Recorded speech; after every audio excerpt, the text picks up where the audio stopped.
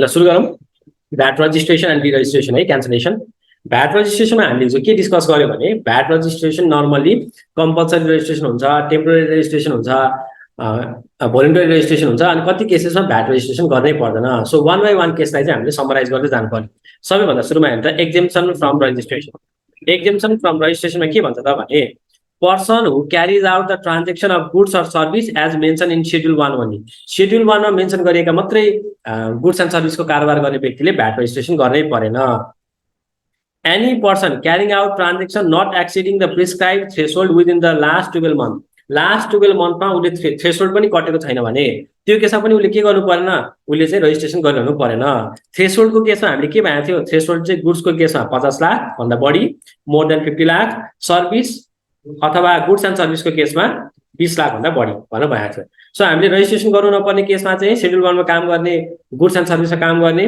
12 महिनामा threshold नकट्ने last 12 मन्थमा तर threshold नकटेको भन्दैमा रजिस्ट्रेसन गरेका छैन भने त्यो केसमा हामीले के गर्नुपर्छ नोटिस चाहिँ लगाउनुपर्छ affix a notice in a place of transaction in the conspicuous manner stating that registration is not required because of the transaction not exceeding 50 lakh rupees in case of goods and 20 lakh rupees in case of transaction of service or mixed transaction of goods and service भनेर भन्यो so यस्तो केसेसमा चाहिँ हामीले registration गरिरहनु पर्दैन ठीक छ अब कुनै केसेसमा हामीले के गर्नुपर्छ कम्पलसरी रेजिस्ट्रेसन गर्नु पर्यो कम्पलसरी रेजिस्ट्रेसनमा के भन्छ त भने सबैभन्दा सुरुमा any person has reason to presume that their annual transaction shall exceed the threshold limit कसैलाई के लाग्छ भने मेरो थ्रेशोल्ड लिमिट कट्छ भन्ने लागेको छ मेरो थ्रेशोल्ड लिमिट कट्छ भन्ने लागेको छ भने त्यो केसमा के गर्नु पर्यो भ्याट रेजिस्ट्रेसन गरिहाल्नु पर्यो कहिलेसम्म गर्नु पर्यो भन्नु त कहिलेसम्म गर्नु पर्यो इमिडिएटली त्यो बिजनेस सुरु गर्न अगाडि तपाईँले के गर्नुपर्छ भ्याट रेजिस्ट्रेसन गर्नुपर्छ सो ड्यू डेट हेर्ने हो भने ड्यू डेटको केसमा हामीले के भन्यो यदि उसले प्रिज्युम गर्छ भने यहाँ the person who is about to commence the business and expect that presume that turnover exceeds the threshold before commencing the business उसले के गर्नुपर्छ एप्लिकेसन दिइहाल्नुपर्छ त्यसपछि अर्को केसेसमा 7 रुल 7 सब रुल 2 मा के भन्यो भने प्रिज्युम्सन गर्न सकिएन तर टर्नओभर चाहिँ के भयो त एक्सिड गर्यो थ्रेशोल्ड लिमिट भन्दा थ्रेशोल्ड भन्दै गर्दा सेम त्यही गुड्सको 50 भन्दा बढी सर्भिस गुड्स एन्ड सर्भिसको केसमा गुड्स एन्ड सर्भिसको केसमा 20 भन्दा बढी एक्सिड गर्यो भने एक्सिड गरे बित्तिकै हामीले के गर्नु पर्यो कम्पलसरी रेजिस्ट्रेसन गर्नु पर्यो कहिलेसम्म गर्नु पर्यो त भन्दाखेरि एक्सिड गरेको 30 दिन भित्रमा यहाँ त कहिलेसम्म गर्नु पर्यो the person who has total turnover exceeding the prescribed threshold within 30 days when the threshold exceed जुन दिन एक्सिड गरेको छ त्यहाँबाट 30 दिन भित्रमा हामीले रेजिस्ट्रेसनलाई एप्लाई गरिसक्नुपर्छ भनेर भन्यो त्यसपछि अर्को कम्पलसरी रेजिस्ट्रेसनको केसमा के भन्यो if any goods or service is transacted by a person is declare taxable declare गर्यो हिजोको दिनमा प्याजमा ट्याक्स लाग्दैन आजको दिनमा प्याज चाहिँ भ्याटेबल आइटम भयो भने त्यो केसमा डिक्लेयर ट्याक्सेबल भयो सेक्सन 10 सबसेक्सन 2 ले यो कुरा भन्छ कहिलेसम्म हामीले एप्लिकेसन दिइसक्नुपर्छ त भन्दा 30 दिन भित्रमा डिक्लेयर ट्याक्सेबल भएको चाहिँ के गर्नु के हुने भयो 30 दिन भित्रमा when transaction is declared taxable within 30 days of transaction made taxable unless it is exempt from registration under section 9 मैले प्याजको कारोबार गर्छु डिक्लेयर ट्याक्सेबल भयो यो वर्षबाट ट्याक्सेबल पनि भनिदियो तर मेरो कारोबार 50 लाखै कटेको छैन भने त मैले भ्याटमा यसै पनि दर्तै गर्नु पर्दैन नि शेड्युल के रे सेक्सन 9 अनुसार त्यही भएर डिक्लेयर ट्याक्सेबल पनि भयो र मेरो थ्रेशोल्ड पनि कट्छ भने चाहिँ बल्ल कम्पलसरी रेजिस्ट्रेसन गर्ने हो यो केसेस भयो कम्पलसरी रेजिस्ट्रेसनमा अनि अर्को केस के भन्छ भने any person who imports into Nepal goods valued more than 10,000 except for self consumption of goods within Nepal by a person doing tax exempt transaction कुनै पनि व्यक्तिले ट्याक्स एक्जेम्प्ट गुड्स एन्ड सर्भिसको कारोबार गर्छ भने उसले आफूलाई सेल्फ कन्जम्पसनको लागि ल्याएको सामान बाहेक यदि कसैले 10,000 भन्दा बढीको सामान इम्पोर्ट गर्छ भने नेपालमा त्यो केसमा चाहिँ के गर्नुपर्छ भ्याटमा दर्ता गर्नुपर्छ एबीसी भन्नेले भ्याट एक्जेम्प्ट आइटममा काम गर्छ उसले आफैलाई कन्ज्युम गर्नको लागि भनेर आफ्नै पर्पसको लागि भनेर जति सुकेको उसले के गर्यो सामान इम्पोर्ट गर्यो त्यसमा भ्याट रजिस्टर हुनु परेन तर कुनै पनि अर्गनाइजेसन XYZ भन्ने अर्गनाइजेसनले ट्याक्सेबल आइटमहरु बेच्छ उसले 10,000 भन्दा बढीको एकचोटीमा 10,000 भन्दा बढीको इम्पोर्ट गर्नुपर्ने छ भने उ कम्पलसरी के भन्नुपर्छ भ्याटमा दर्ता हुनुपर्छ यिनीहरु भए कम्पलसरी पर्मानेन्ट रेजिस्ट्रेसन एकचोटी रेजिस्ट्रेसन गरिसकेपछि अनलेस एन्ड अनटिल उनीहरुले एप्लिकेसन दिदैनन् अथवा ट्याक्स अफिसरले क्यान्सल गर्ने कुनै रिजनहरु आउँदैन तबसम्म रेजिस्ट्रेसन क्यान्सल हुँदैन ठीक छ अब यो केसमा उनीहरु कम्पलसरी रेजिस्ट्रेसन गर्नु पर्यो त्यसभए रेजिस्ट्रेसन गर्ने प्रोसेस त के त प्रोसिड्युर फर पर्मानेन्ट रेजिस्ट्रेसनमा हामीलाई रुल 3 4 एन्ड 5 मा भया छ रुल 3 ले एप्लिकेसनको बारेमा कुरा गर्छ ल हेर्नु त एप्लिकेसन फर रेजिस्ट्रेसन छ भन्नु सुरुमा यदि कम्पलसरी रजिस्ट्रेसन गर्नुपर्ने कुनै पनि रिजनहरू एप्लिकेबल भयो भने कम्पलसरी रजिस्ट्रेसन गर्नको लागि उसले के गर्छ एप्लिकेसन दिइहाल्छ the person who needs or desire to get registered shall make an application to the concerned tax officer in the format as set forth in schedule 1 for registration of the transaction within the prescribed due date due date हामीले भनिसक्यो due डेटको केसमा हामीले के भनेको थियो summarise गर्ने बेलामा due डेटको केसमा यदि प्रिजम्पसन गर्न सक्नुहुन्छ भने के गर्ने प्रिजम्पसन गर्न सक्नुहुन्छ भने बिफोर कमेन्सिङ ट्रान्जेक्सन प्रिजम्पसन गर्न सक्नु भएन ट्रान्जेक्सन एक्सिड गर्यो within 30 days transaction declare taxable भयो अनि तपाईँ थ्रेसोल्ड लिमिट भन्दा बढीमा कारोबार गर्नु भएको छ within 30 days for the first time यो एक्ट आउने बेलामा चाहिँ ट्याक्सेबल ट्रान्जेक्सन गर्नु भएको छ भने विदिन 90 डेज भन्ने थियो इम्प्लिमेन्टेसन अफ दिस एक्ट यो अहिले हामीलाई एप्लिकेबल भइराख्दैन तर एक्टमा प्रोभिजन चाहिँ छ एप्लिकेसन दिने भनेर भन्यो अनि पार्टनरशिपको केसमा चाहिँ के पनि गर्नुपर्छ अरे डिटेल अफ पार्टनरशिप पनि दिनुपर्छ अरे यसरी एप्लिकेसन रुल 3 अनुसार दिइसकेपछि रुल 4 मा के भन्छ ट्याक्स अफिसरले एप्लिकेसनलाई चेक गर्न सक्छ भनेर भन्यो एक्जामिनेसन अफ एप्लिकेसन रुल 4 मा Concerned tax officer may ask an applicant to produce other additional details and document which are deemed necessary upon examination. Duty of applicants to file such additional detail within 7 days. यदि केही document माग्यो application गर्ने बेलामा tax अफिसरले भने 7 दिनभित्रमा हामीले दिनुपर्छ. If application is received for registration of business dealing in non-vatable goods or and service, concerned tax officer shall provide a notice to the applicant mentioning that the person is not required to register within 7 days of receipt of such application. Schedule 1 मा कारोबार गर्ने goods and सर्भिसमा कारोबार गर्ने कुनै पनि व्यक्तिले रजिस्ट्रेसनलाई application दियो भने ट्याक्स अफिसरले के गर्नुपर्छ तपाईले रजिस्ट्रेसन गर्नु पर्दैन भनेर एप्लिकेसन आएको 7 दिन भित्रमा उसले नोटिफाई गरिदिनुपर्छ यसरी एप्लिकेसन चेक गरिसकेपछि शेड्युल रुल 5 अनुसार हामी के गर्नुपर्छ सर्टिफिकेट अफ रजिस्ट्रेसन ग्रान्ट गरिदिनुपर्छ के भन्छ त concerned tax officer if deemed it proper to register shall register the transaction and grant registration certificate of registration having registration number within 30 days from the date on which application was submitted application submit गरेको 30 दिन भित्रमा उसले के गर्छ त भन्दाखेरि registration certificate with registration number त्यसमा include गरेर के गर्छ इस्यु गरिन्छ रुल 5 ले यो भयो ठीक छ रुल 3 4 5 अनुसार रजिस्ट्रेसनको लागि प्रोसिडियर भयो कुनै कुनै केसमा हाम्रो टेम्पररी रेजिस्ट्रेसनको पनि कुराहरु आएको थियो हामीले सबैभन्दा सुरुमा सेक्सन 10 क मा टेम्पररी रेजिस्ट्रेसनको केसमा हामीले के भन्यो भने यदि कसैले ट्रेड फेयर एक्जिबिसनको लागि पार्टिसिपेट गर्न खोजिरहेको छ भने उ पनि टेम्पररी रेजिस्ट्रेसन गर्नुपर्छ भनेर भन्यो त्यसको लागि सेक्सन 10 क र रुल 7 क थियो आउने एकचोटी के भएको छ हेरौं सेक्सन 10 क मा के भएको थियो the organizer and unregistered entrepreneur dealing in taxable गुड्समा चाहिँ डिल गरेको हुनु पर्यो है or service in temporarily held exhibition fair and similar other transaction मा के गर्नुपर्छ उ कम्पल्सरीली दर्ता गर्नै पर्छ अब यसको लागि प्रोसिडियरको लागि रुल 7 क मा भनियो रुल 7 क मा के भन्यो त भन्दाखेरि shall apply for registration with tax officer along with the recommendation of concerned organizer बाट recommendation letter लिएर आउँछ estimated income को 2% of estimated income from the program shall be kept as guarantee while filing an application upon receipt of application tax officer shall register the transaction and grant certificate of registration application आएपछि उले के गर्छ certificate of registration दिन्छ र अब 7 दिन भित्रमा shall file VAT return and deposit the tax within 7 days from the date of completion of exhibition, fair or other program of similar nature and file for an application to cancel the temporary registration along with हामीले originally पाएको PAN, tax clearance certificate for temporary period and recommendation of the organizer. Organizer बाट चाहिँ recommendation program सक्यो भन्ने हिसाब यो भयो हाम्रो temporary registration for fair and exhibition.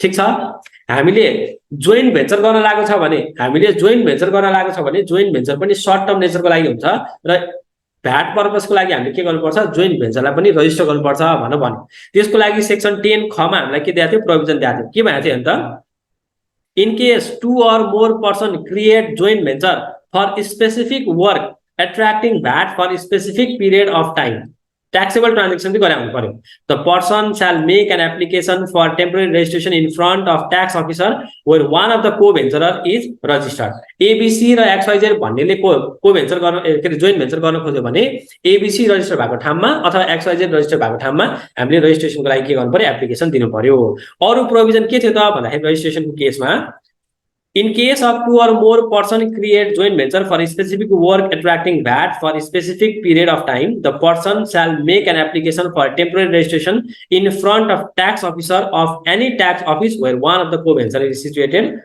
Upon receipt of application, tax officer shall provide registration certificate. Application आउने बित्तिकै tax officer ले के गर्छ चेक गरेर registration certificate दिन्छ अनि JB shall cancel the registration after completion of period prescribed in the agreement at the time of establishment. Establishment गर्ने बेलामै हामीले जोइन्ट भेन्चरलाई यति समयलाई भन्नु भने हुन्छ, त्यो समय सकेपछि हामीले रजिस्ट्रेसन क्यान्सल गर्नु पर्यो। The co-venturer of joint venture are jointly and severally liable भनेर भनेको छ। यदि यो प्रोभिजनहरू कम्प्लाई गरेन भने, जतिचोटि कम्प्लाई गर्दैन 20,000 रुपियाँ चाहिँ उनीहरूलाई के लाग्छ, पेनाल्टी लाग्छ अन्डर सेक्सन 29। ठीक छ, यो आयो। यिनीहरू पनि यदि कसैले जोइन्ट भेन्चर गर्दैछ ट्याक्सेबल ट्रान्जेक्सनको लागि भने पनि उनीहरू कम्पलसरी दर्ता गर्नै पर्यो। अर्को कम्पलसरी दर्ता गर्नुपर्ने चाहिँ के छ भन्दाखेरि electronic service. Electronic service in Nepal provide गरिरहेको छ। अब सर्भिस भएपछि ट्याक्सेबल ट्रान्जेक्सन 2 मिलियन भनेको 20 लाख भन्दा बढी छ भने इन लास्ट 12 मंथ ऊ पनि के गर्नु पर्यो, कम्पलसरीली दर्ता गर्नु पर्यो इलेक्ट्रोनिक सर्भिसहरू प्रोभाइड गरेको छ भने। यसको लागि हामीलाई फेरि के भने त्यो हेर्दा 10(1) मा हामीलाई यसको प्रोभिजन दिएको छ। Non-resident person doing business in electronic service in Nepal and having taxable transaction of more than 2 million rupees in last 12 months will have to register under VAT. VAT को register हुनु पर्यो। यदि non-resident व्यक्तिले नेपालमा electronic service provide गरिरहेछ भने र 20 लाख भन्दा बढीको कारोबार गरिरहेछ भने रजिस्ट्रेसन प्रोसेस चाहिँ डिपार्टमेन्टले भने अनुसार हुन्छ र क्लोज अथवा पछि गएर स्टप गर्नु पर्यो भने डिपार्टमेन्टले भनेको प्रोसिडियरहरू चाहिँ के गर्नुपर्छ, फलो गर्नुपर्छ भनेर सेक्सन 10 ख1 मा हामीले डिस्कस गर्यो। यो भयो कम्पलसरी रजिस्ट्रेसनका कुराहरू। यो मेन्सन गरिएका केसमा हामीले के गर्नुपर्छ, कम्पलसरी दर्ता गर्नुपर्छ। यसमा पर्मानेन्ट रजिस्ट्रेसन पनि भयो, कम्पलसरी पर्मानेन्ट रजिस्ट्रेसन पनि भयो, अनि कुनै चाहिँ टेम्पोरेरी रजिस्ट्रेसन पनि भयो। ल हेर्यो भने माथिको 4 केसेस चाहिँ हाम्रो कम्पलसरी पर्मानेन्ट रजिस्ट्रेसन भयो भने तलको 3टा केसेस चाहिँ हामीलाई टेम्पोरेरी रजिस्ट्रेसन भयो। प्रोसिडियर पनि हामीले भनिहाल्यौ अनि ड्यु डेटको कुराहरू पनि आयो। ठीक छ, अब कम्पलसरी रजिस्ट्रेसन पछि कम्पलसरी रजिस्ट्रेसनमा परेन तर कुनै व्यक्तिलाई भोल्युन्टरी दर्ता गर्छु म भन्ने लाग्यो भने उले भोल्युन्टरी रजिस्ट्रेसन पनि गर्न सक्छ। सेक्सन 9 मा त्यो कुराहरू भनेको छ। ल हेर्नु है त, exemption to small business from requirement of registration, filing to tax return and fulfilling other procedure if such business has annual taxable transaction within the threshold as prescribed भनेर भन्यो। However, यदि थ्रेशोल्ड भित्र छ भने उ रजिस्ट्रेसन गर्नु पर्दैन, exemption भनेर भन्यो। तर however such small business चाहिँ के गर्न सक्छ, may register its transaction if desired upon completing the process as referred in section 10 10 ख of the act। Process follow गरेर उ रजिस्टर गर्न चाहिँ चाहन्छ भने गर्न चाहिँ सक्छ। तर के हुनु भएन, उले प्रिजेम्पटिभ ट्याक्सेसन अनुसार रिटर्न फाइल गर्न चाहिँ पाएन भनेको section 4 subsection 4 of income tax चाहिँ उले फलो गर्छु भन्न चाहिँ पाउँदैन। ठीक छ, भोल्युन्टरी रजिस्ट्रेसन बुझ्नु भयो। सो हामीलाई के भयो, रजिस्ट्रेसनै गर्नु नपर्ने पनि भयो, रजिस्ट्रेसन कम्पलसरी गर्नुपर्ने पनि भयो, भोल्युन्टरी मलाई मन लाग्यो भने चाहिँ रजिस्ट्रेसन गर्छु भन्ने पनि भयो। अब आयो हाम्रो फोर्स रजिस्ट्रेसन। फोर्स रजिस्ट्रेसनलाई के भन्छ भने सेक्सन 5 ख मा लेखेको छ। के भन्छ, tax officer may demand VAT registration of such person in which case tax officer is convinced that person requiring registration as per the act is conducting business without registration। कुनै पनि व्यक्ति भ्याटमा दर्ता भएर कारोबार गर्नुपर्ने व्यक्ति हो तर ऊ भ्याटमा दर्ता नभइकन कारोबार गरेछ भन्ने कुरा ट्याक्स अफिसर कन्भिन्स छ भने उले के गर्न सक्छ, त्यो पर्टिकुलर मान्छेलाई चाहिँ भ्याटमा दर्ता हो भनेर नोटिस दिन सक्छ। तर नोटिस त आयो तर मलाई के लागिरहेछ भने हैन म त थ्रेशोल्ड भन्दा कमै काम गरिरहेको छु भन्ने लाग्यो भने मैले के गर्न सक्छु, नोटिस आएको 30 दिन भित्रमा मैले डकुमेन्टहरु लिएर गएर प्रुफ गर्न सक्छु। The person claiming not to be registered for having transaction only to the extent of schedule 9 shall prove the same within 30 days from the date of such order। So tax अफिसरलाई के लाग्यो, यो मान्छे 50 लाख भन्दा बढीको कारोबार गरिरहेछ तर भ्याटमा दर्ता भएको छैन भन्ने उसँग केही प्रुफ छ भने नोटिस दिन सक्छ रजिस्टर हो भनेर, दैट इज फोर्स रजिस्ट्रेसन। तर मलाई नोटिस आइसकेपछि मलाई के थाहा छ भने 50 लाख त म पटेकै छैन सर, त्यो कुरा म प्रुफ गर्न सक्छु भने नोटिस आएको 30 दिन भित्रमा मैले के गर्न सक्छु, डिपार्टमेन्टमा गएर सफिसिएन्ट प्रुफहरु मैले देखाउन सक्छु। यो भयो हाम्रो फोर्स रजिस्ट्रेसन। ठीक छ, यो भयो हाम्रो रजिस्ट्रेसनसँग रिलेटेड सबै कुरा। टेम्पोरेरी रजिस्ट्रेसन नि भयो, फोर्स रजिस्ट्रेसन नि भयो। अब रजिस्टर्ड भइसकेपछि हाम्रो ड्युटीजहरु के हो भन्ने कुरामा जानु पर्यो। ड्युटी अफ रजिस्टर्ड पर्सन, त्यसको लागि सबैभन्दा सुरुमा सेक्सन 10 सबसेक्सन 5 मा के भन्यो भने रजिस्ट्रेसन सर्टिफिकेट राख्नु पर्यो। सेक्सन 10 सबसेक्सन 5 ले के भन्छ भने रजिस्टर भइसकेपछि तपाईले कन्स्पिसियस म्यानरमा सबैले देखिने हिसाबमा रजिस्ट्रेसन सर्टिफिकेट राख्नुपर्छ। एक वा एक भन्दा बढी प्लेस अफ ट्रान्जेक्सन छन् भने सबै प्लेसमा ट्याक्स अफिसरले अथराइज गरेको अथवा त्यो डुप्लिकेट कपीलाई नोटराइज गरेको कपीहरु चाहिँ हामीले के गर्नुपर्छ, सबै ट्रान्जेक्सन हुने प्लेसमा राख्नुपर्छ भनेर भनेको थियो। हेर्नु त एकचोटी के भएको छ, display the registration certificate in a conspicuous manner at a principal place of transaction भनेर भन्यो। If there are more than one place of transaction, a copy of registration certificate attested by tax officer shall be displayed in a conspicuous manner at each place in addition to the principal place. Principal place बाहेक अरू ठाउँमा पनि हामीले राख्नुपर्छ भन्ने कुरा आयो। अब सेक्सन 10 सबसेक्सन 6 र रुल 13 ले हाम्रो रजिस्ट्रेसन नम्बर युज गर्नुपर्छ भन्यो, किनभने रुल 5 मा रजिस्ट्रेसन सर्टिफिकेट दिने बेला त्यहाँ रजिस्ट्रेसन नम्बर पनि हुन्छ भनेको थियो। अब त्यो रजिस्ट्रेसन नम्बर चाहिँ हामी के गर्नु पर्यो भन्दाखेरि युज गर्नु पर्यो। केमा युज गर्नु पर्यो? Registered person shall use their registration number for all the transaction relating to VAT, excise, custom and other prescribed transaction भनेर भएको छ। अब प्रिस्क्राइब ट्रान्जेक्सन चाहिँ रुल 13 मा भएको छ। इन्कम ट्याक्ससँग रिलेटेड हामीले 1 लाख भन्दा बढीको लोनको लागि बीएफआई मा बैंक एन्ड फाइनान्शियल इन्स्टिट्युसनमा एप्लिकेसन दियो भने त्यसमा युज गर्नु पर्यो। इम्पोर्ट एक्सपोर्टसँग रिलेटेड सबै डकुमेन्टमा हामीले के गर्नु पर्यो? रजिस्ट्रेसन नम्बर चाहिँ युज गर्नु पर्यो भनेर सेक्सन 10 सबसेक्सन 6 र रुल 13 ले भन्यो। ठीक छ। त्यसपछि हामीले केही हाम्रो डिटेल्सहरु चेन्ज गर्यौं, एनी चेन्जेसहरु गर्यौं भने त्यसलाई नोटिफाई गरिदिनु पर्यो भनेर सेक्सन 10 सबसेक्सन 7 रुल 9 र रुल 10 ले पनि भन्यो। रुल सेक्सन 10 सबसेक्सन 7 ले के भन्यो भने हामीले रजिस्ट्रेसन गर्ने बेलामा प्रिस्क्राइब गरेका अथवा त्यहाँ हामीले मेन्सन गरेका केही पनि चेन्जेसहरु भयो भने त्यसको 15 दिन भित्रमा हामीले के गर्नुपर्छ? चेन्ज भएको 15 दिन भित्रमा हामीले इन्फर्म गरिदिनु पर्छ ट्याक्स अफिसरलाई भन्यो। Inform tax officer within 15 days of any change in the information mentioned in application filed for registration. Registration को लागि एप्लिकेसन दिने बेलामा जे डिटेल हाल्छ त्यसमा केही पनि चेन्जेस भयो भने विदिन 15 days हामीले के गर्नु पर्यो? चेन्ज भएको इन्फर्म गरिदिनु पर्यो। तर रुल 9 ले के भन्छ भने रुल 9 को केसमा चाहिँ प्लेस चेन्ज भयो भने चाहिँ 15 दिन अगाडि प्रायर है 15 days प्रायर नै के गर्नुपर्छ? हामीले नोटिफाई गरिदिनु पर्छ। किनभने ट्याक्स अफिसरले के हेर्छ? अब प्लेस चेन्ज भइसकेपछि मेरो एरियामा पर्छ कि पर्दैन भनेर हेर्छ। उसको एरियामा पर्यो भने त वेल एन्ड गुड, उसको एरियामा परेन भने के गर्छ? जसको एरियामा पर्छ उसलाई नोटिफाई गरिन्छ। एप्लिकेसन त्यो चेन्जको नोटिस आको 7 दिन भित्र उसले के गर्छ? अर्को कन्सर्न ट्याक्स अफिसरलाई नोटिफाई गरिन्छ। के भन्छ? If registered person has to change the place of their transaction, provide the information to concerned tax officer 15 days prior to such change, and if such change place fall within the jurisdiction of another tax officer, concerned tax officer shall notify the tax officer within 7 days of receipt of such information. अनि के भन्यो? हैन objective change हो भने पनि 15 दिन अगाडि नै के गरिदिनु पर्छ? नोटिफाई गरिदिनु पर्छ। If registered person has to change the nature or objective of their transaction, provide information to concern tax officer 15 days prior to such change भनेर भन्छ। Concerned tax officer shall change the nature and object of transaction and inform such registered person भनेर rule 10 मा भनिदियो। यो बाहेक any changes email, fax, phone number यिनीहरु changes भयो भने चेन्ज भएको 15 दिनमा हामीले के गर्नु पर्यो? इन्फर्म गरिदिनु पर्यो। अहिले यसै पनि यो अनलाइन हुन्छ, नो योर मेम्बर भनेर हामीले भर्नु पर्छ। त्यो भर्ने बेलामा अटोमेटिक हामीले अनलाइन नै चेन्जेस गर्यो भने त्यही नोटिफाई भइहाल्छ। बट स्टिल प्रोभिजन चाहिँ छ। ड्युटीजमा हाम्रो ट्याक्स बोर्ड भन्ने छुट्यो। रुल 14 कमा ट्याक्स बोर्ड राख्नु पर्छ। हामीले एक्ट कमेन्ट्स भएको के गर्नु पर्यो? रुल कमेन्ट्स भएको 30 दिन भित्रमा ट्याक्स बोर्डहरु राख्नु पर्यो। अब आजको केसमा त रजिस्टर हुनु बित्तिकै हामीले ल्याएर ट्याक्स बोर्ड राख्नु पर्छ। Tax pair shall keep a tax board in the place of transaction in a manner conspicuous to all within 30 days of commencement of this rule. अनि 14 खमा के भन्यो? Price inclusive of tax to be mention. हामीले price mention गर्ने बेलामा हाम्रो सामानको registered पार्टीले आफ्नो सामानको प्राइस मेन्सन गर्ने बेलामा इन्क्लुसिभ अफ भ्याट चाहिँ के गर्नु पर्यो? मेन्सन गर्नु पर्यो। Registered person shall mention the selling price inclusive of tax for the taxable goods and service. जस्तै मैले कपडा बेच्ने हो भने 100 रुपैयाँको कपडामा 13% भ्याट जोडेपछि 113 हुन्थ्यो भने अब मैले त्यो कपडामा ट्याग लगाउने बेलामै 113 भनेर लगाउनु पर्यो। 100 हैन कि 113 भनेर लाउनु पर्यो। That is price should be inclusive of VAT. ड्युटीजहरु यति नै भयो। एक दुईवटा कुराहरु डिस्कस गरौँ। हामीले यहाँ कम्पल्सरी रजिस्ट्रेसन गर्ने बेलामा कम्पल्सरी रजिस्ट्रेसनमा ट्रान्जेक्सनको कुरा गरेको थियो, थ्रेशोल्ड लिमिट भनेर भन्यो हैन। कम्पल्सरी रजिस्ट्रेसनमा हेर्नु त थ्रेशोल्डको कुरा गरेको छ, ट्रान्जेक्सन भएको छ। यो ट्रान्जेक्सनको डेफिनेसन रुल 8 मा दिएको छ। रुल 8 मा के भन्छ त? के हो त ट्रान्जेक्सन भनेको? ट्रान्जेक्सन भनेको भ्यालु अफ पर्चेज और sales of transaction in last 12 month whichever is higher.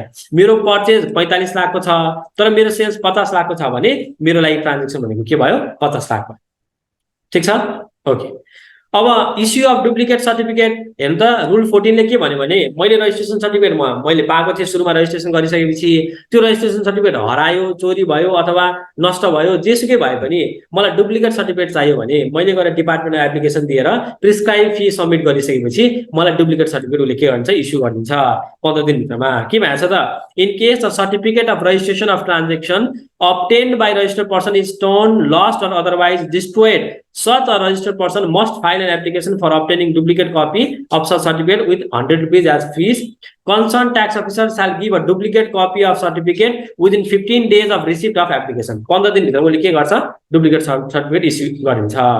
अनि बायोमेट्रिक प्रोसिडियर भएछ, जसले रजिस्टर गराएछ बायोमेट्रिक चाहिँ अपडेट गर्नुपर्छ भन्ने प्रोभिजन छ हैन त। Person registered as per this act should update the registration related information and documents in biometric registration procedure as specified by the department. अहिले चाहिँ गएर बायोमेट्रिक अपडेटहरु गर्नुपर्छ हाम्रो भन्ने कुरा आयो सेक्सन 10 ग रुल 7 खमा। अब अर्को कुरा हेर्नु त रजिस्ट्रेसन सँग रिलेटेड कुराहरु यति नै भयो। अब हामीले के गर्नु पर्यो भन्दाखेरि क्यान्सलेसन अफ रजिस्ट्रेसनको बारेमा डिस्कस गर्नु पर्यो। क्यान्सलेसन अफ रजिस्ट्रेसन सबैभन्दा सुरुमा सेक्सन 11 मा हामीले के दिएको छ, कुन केसमा हामीले क्यान्सलेसन गर्न सक्छौं, क्यान्सलेसनको कन्डिसनहरु कुन केसमा एट्र्याक्ट हुन्छ भन्दा हामीलाई सेक्सन 11 1 मा भनेको छ। सेक्सन 11 सबसेक्सन 1 मा के भन्छ हेर्नु त, इन्कर्पोरेटेड बडीको केसमा यदि बडी कर्पोरेट हो भने body corporate cease to exist भएपछि त्यो के भयो रजिस्ट्रेसन क्यान्सल गर्नु पर्यो। Closure, sale or transfer of such body or cessation of existence of such body भयो भने हामी के गर्नु पर्यो रजिस्ट्रेसन क्यान्सल गर्नु पर्यो। इन्डिभिजुअल ओनरशिप हो भने इन्डिभिजुअल ओनरशिपको केसमा डेथ भयो भने के गर्नु पर्यो रजिस्ट्रेसन क्यान्सल गर्नु पर्यो। पार्टनरशिप हो भने डिजोल्युसन अफ पार्टनरशिप हुनेबित्तिकै अथवा डेथ अफ पार्टनर हुनेबित्तिकै हामीले के गर्नु पर्यो रजिस्ट्रेसन क्यान्सल गर्नु पर्यो। अनि if a registered person cease to engage in taxable transaction, जस्तै मिस्टर ए भन्ने मान्छेले ट्याक्सेबल गुड्स पनि बेच्थ्यो नन ट्याक्सेबल पनि बेच्थ्यो, आज आएर उसले के गर्छ नन ट्याक्सेबल मात्रै बेच्छ भने उसको रजिस्ट्रेसन के गरे भयो क्यान्सल गर्दै भयो, किन नन ट्याक्सेबल गुड्स बेच्ने त रजिस्ट्रेसन गर्नै पर्दैन। ल अनि if a registered person submit zero tax return continuously for 1 year, 1 वर्षसम्म लगातार 0000 भनेर भ्याट रिटर्न फाइल गर्छ भने त्यो केसमा पनि के हुनु भयो रजिस्ट्रेसन क्यान्सल हुनु भयो। फाइल गर्दै गरेन भने पनि के हुनु भयो लगातार 1 वर्षसम्म उसले रिटर्न फाइल गरेन भने त्यो केसमा पनि के हुनु भयो रजिस्ट्रेसन क्यान्सल हुनु भयो। उसले लगातार 12 महिनाको लागि 50 लाख भन्दा कमको रिटर्न फाइल गरिरहेछ अथवा 20 लाख भन्दा कम in case of service or goods and सर्भिसको केसमा थ्रेशोल्ड लिमिट कटेकै छैन लगातार 12 महिनादेखि भने यो केसमा पनि के हुनु भयो रजिस्ट्रेसन क्यान्सल हुनु भयो। अथवा कुनै पनि व्यक्ति झुक्केर रजिस्टर भएको छ भने यो केसमा पनि रजिस्ट्रेसन क्यान्सल हुनु भयो।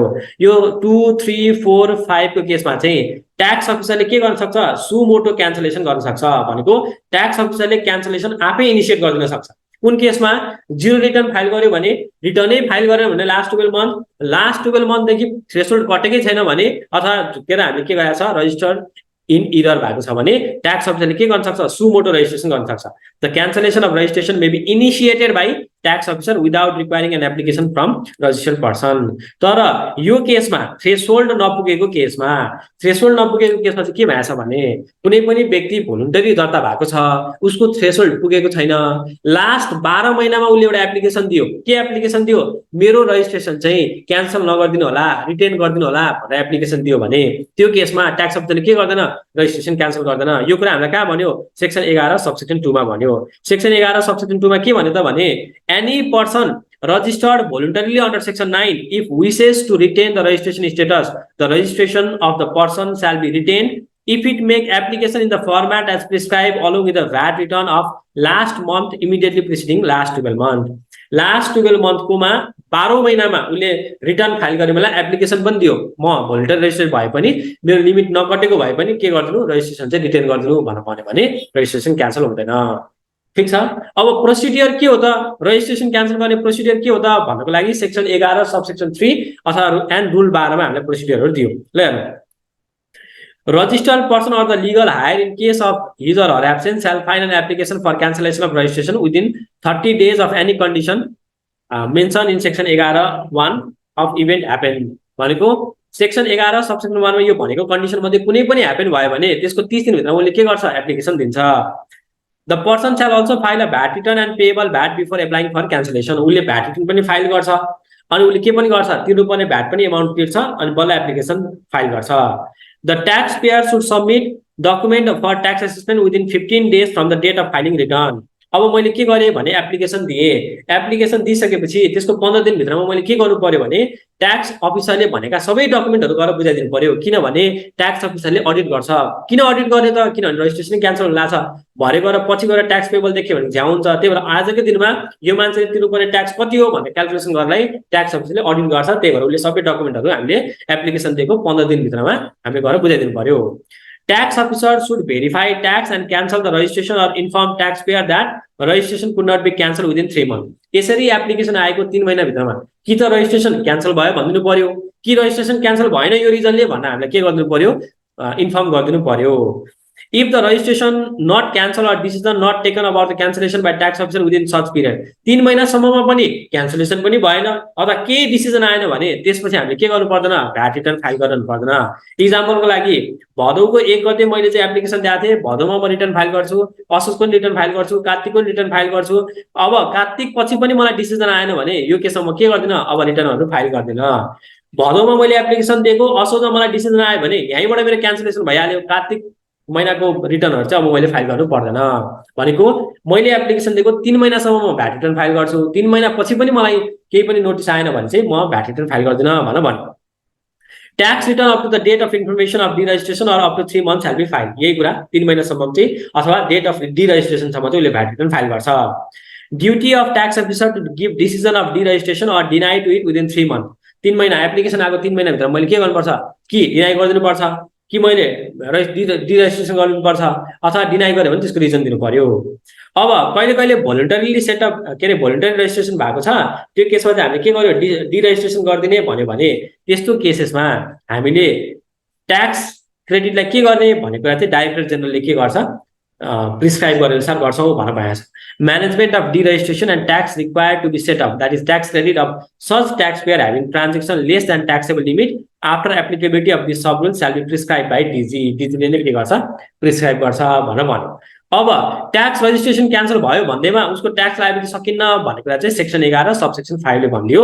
If any liability arises due to some activity of a person when he was registered, है रजिस्टर भएको बेलाको केही लायबिलिटी आयो भने त्यसको लागि चाहिँ के हुन्छ, लायबल हुन्छ भनेर भन्यो.